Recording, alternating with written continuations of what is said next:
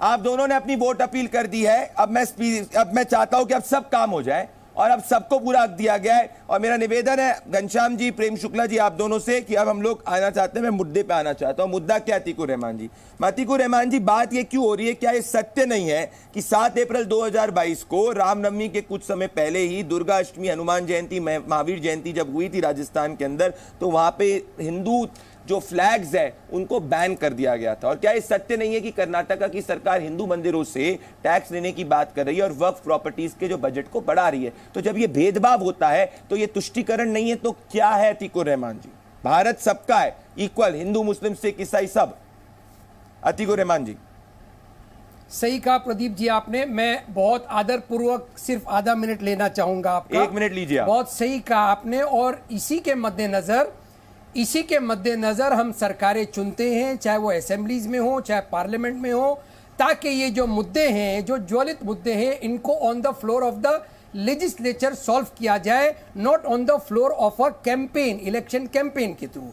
लेकिन मैं आपकी जो चर्चा का मेन मुद्दा आज ये है, हम 2 सम्मानित प्रधानमंत्रियों की बात कर रहे हैं, एक डॉक्टर मनमोहन सिंह जी और एक मोदी जी।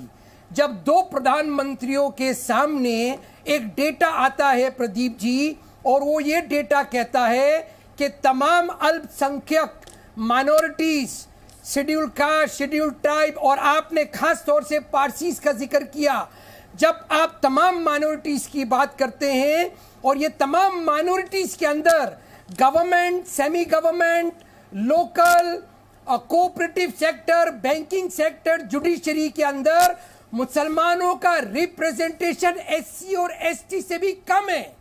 एससी और एसटी 7% है और मुस्लिम्स 14 to 18% तो आप है। मुस्लिम रिजर्वेशन को एडवोकेट कर रहे हैं क्या? प्रधानमंत्री के सामने डेटा, प्लीज मुझे कंप्लीट करने दिया जाए। बोलिए। दो फैक्ट्स एंड फिगर्स पेश किए जाए और ये बात साबित हो गई साचर कमीशन के अंदर कि मुस्लिम का रिप्रेजेंटेशन बिलो एससी एसटी है। तो क्या सम्मानित प्रधानमंत्री ये वर्ड यूज नहीं कर सकते, स्पेशली इन पर्टिकुलर मुस्लिम्स?